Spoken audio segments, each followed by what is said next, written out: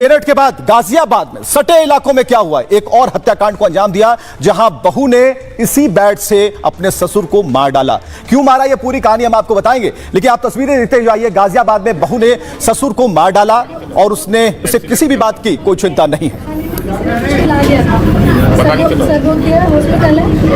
क्या काम करते थे? पढ़ रहे थे जब लोग। अच्छा, और आप कुछ पढ़ी लिखी हैं? जी। कितनी? 12वीं।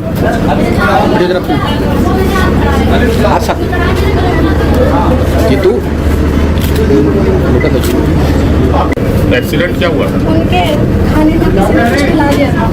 पता नहीं चला। सर रोक दिया, हॉस्पिटल है। तो आखिर क्यों इस घटना को अंजाम दिया गया, इसको हम आपको बताते हैं। आखिर इसके पीछे की कहानी आप भी जानना चाहते होंगे कि आखिर कोई बहू अपने ससुर पर इस तरीके से हमला क्यों करेगी कि उसकी मौत हो जाए। आपको बताते हैं कि गाजियाबाद में एक हैरान करने वाली जो वारदात है वो सामने आई और एक महिला ने अपने ही ससुर को मौत के घाट उतार दिया। बैट से पीट कर रिटायर्ड स्वास्थ्य अधिकारी ससुर की जान ले ली।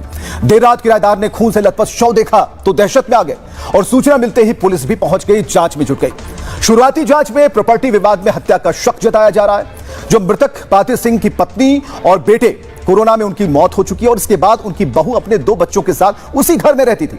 ससुर घर में ग्राउंड फ्लोर पर रहते थे, बहू दूसरे तल्ले पर रहती थी। वारदात के बाद पुलिस ने आरोपी बहू को गिरफ्तार कर लिया है। पूछताछ में बहू ने कहा कि ससुर को गलत हरकत के चलते मारा। झाड़ू लगाते समय सुबह ससुर ने गलत तरीके से छूने की कोशिश की। यह भी आरोप उन्होंने लगाया कि ससुर ने कई बार ऐसे गलत हरकतों का प्रयास किया। उस वक्त उन्होंने कुछ नहीं कहा, लेकिन शाम को जैसे ही उन्होंने गेट खोला, क्रिकेट के बैट से उन्होंने उनके सिर पर कई बार वार कर दिया, उन्हें घायल किया, फिर कमरे में ले गई, तब तक मारा जब तक कि जान नहीं निकल गई। और सबूत छिपाने के लिए उन्होंने बैट को संदूक के नीचे छिपा कर रख दिया और खून को पोछे से साफ कर दिया, पोछा धोकर बाथरूम में रख दिया।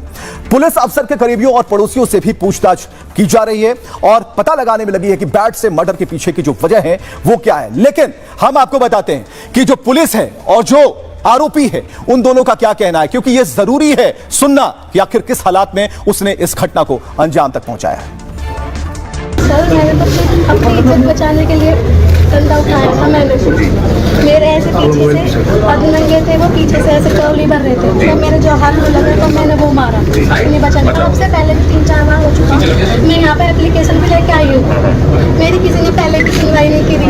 अच्छा, जब आपकी शादी हुई थी तो उसके बाद से ऐसा करने लगे थे? आपके जब पति की मेरा मौत, एक्सीडेंट खत्म हो गया उसके बाद शादी को कितने साल हो गए आपको? 8 साल। जो ये ससुर थे जिसकी हत्या हुई है, वो इस पे गलत नजर रखते थे और कल भी उन्होंने कुछ ऐसी हरकत की थी। और इसके अलावा प्रॉपर्टी में भी वो इसको कहते थे कि तुम्हें अपनी प्रॉपर्टी नहीं दूंगा, और इसको लेके उसके मन में एक तरह से गुस्सा आया और उसका कहना है कि घर में रखे जो बच्चों का बैट होता है, बल्ला क्रिकेट खेलने वाला, उसी से इनके सिर पर कई वार किया और इनकी हत्या वहां पे कर दी। अभियुक्ता जो इसकी बहू है, खुद की बहू आरती, उसको गिरफ्तार किया गया है। उसने अपना जुर्म का इकबाल किया है और इसमें अन्य विधिक कार्रवाई सुनिश्चित की जा रही है। अजित पवार का प्लान क्या है, क्यों मुलाकात हो रही है, इफ्तार का बहाना क्यों है, क्या इसके पीछे कोई खिचड़ी पक रही है, तो हम आपको बता रहे हैं कि क्या हुआ, कैसे ये बातें डेवलप हो रही हैं। औरंगजेब विवाद के बीच अजित पवार का एक बड़ा बयान सामने आया। जो भी मुस्लिम भाइयों को आंख दिखाएगा, उन्होंने कहा, 2 समूहों के बीच संघर्ष भड़काकर कानून व्यवस्था बाधित करेगा, कानून को अपने हाथ में लेने की कोशिश करेगा। इसके अलावा कहे उन्होंने कि वो चाहे कोई भी हो, उसे बख्शा नहीं जाएगा, उसे किसी भी हाल में माफ नहीं किया जाएगा। अजित पवार के बयान की टाइमिंग पर सवाल खड़े हो रहे हैं, क्योंकि अजित पवार आखिर किसे संदेश देना चाह रहे हैं। अजित की पार्टी ने इफ्तार पार्टी का आयोजन किया था और उन्होंने कहा कि हमें किसी भी विभाजनकारी ताकतों के जाल में नहीं फंसना है। हमने अभी होली मनाई, गुड़ी पड़वा और ईद आने वाली है और ऐसे में वे भरोसा दिला रहे थे कि आपका भाई अजित पवार आपके साथ खड़ा है। अजित के बयान को लेकर सियासी घमासान तेज हो गया है और इस टाइमिंग को लेकर एक बड़ा सवाल यहां पर जन्म लेता है कि आखिर अजित पवार ने इफ्तार का ही क्यों इंतजार यहां पर किया है। और सबसे बड़ा सवाल है कि आखिर अजित पवार कौन सी खिचड़ी पका रहे हैं, यह देखना बेहद दिलचस्प होगा। लेकिन राजनीतिक प्रतिक्रियाएं क्या आ रही हैं वो भी देखना जरूरी है। करीब से देखिए।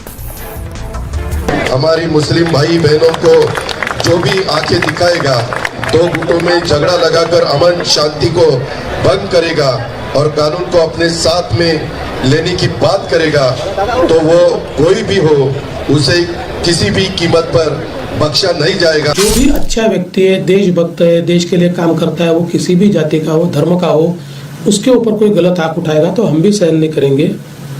लेकिन जो समाज को तोड़ने का काम करेगा, जो समाज में हिंसा करने का काम करेगा, उसको छोड़ेंगे भी नहीं। भी कांग्रेस को देखे, हिंदू भी कांग्रेस को देखे, पर अभी मुस्लिम समुदाय के बारे में जब इतना अत्याचार हो रहा था तब तो कुछ बातें आई नहीं। और बातें जो आ रही ये केवल मैं कहता हूँ कि खूब पालिश की बात है। डिस्क्रिमिनेशन धर्म के आधार पे नहीं करती, हम सबका साथ सबका विकास वाले हैं। कुछ लोग हैं जो अपनी गलत बयानी से इस तरह का माहौल खराब करते हैं। भारतीय जनता पार्टी ऐसे लोगों की बातों को उनका व्यक्तिगत विचार मानती है। जिस सरकार में अजित पवार हैं उसी सरकार के मंत्री ऐसे भड़काऊ भाषण दे रहे हैं जो कहते हैं कि हम घर में घुस के मारेंगे और हम बख्शेंगे नहीं और तुम तुम्हारा काम करो और हम हमारा काम करेंगे। कि एक तरफ आप बोल रहे हैं कि मुसलमान को कोई डराया तो हम बर्दाश्त नहीं करेंगे, तो मत करिए ना, आपके मंत्रियों को आप रोकिए। मराठी मानुस के हक के लिए लड़ते हैं और जो राष्ट्रवादी कांग्रेस और भारतीय जनता पार्टी के बीच में बयानबाजी हो रही है वो उनका अंतर्गत मामला है। शिवसेना महाराष्ट्र की जनता के हित में काम करती है, महाराष्ट्र के विकास, प्रगति और उन्नति के लिए काम करती है। ये वाला है कि जिस गठबंधन में रहते हुए उन्होंने अपने ही गठबंधन की सरकार का एक तरह से उसकी निंदा की है या उसके बारे में अपनी राय दी है।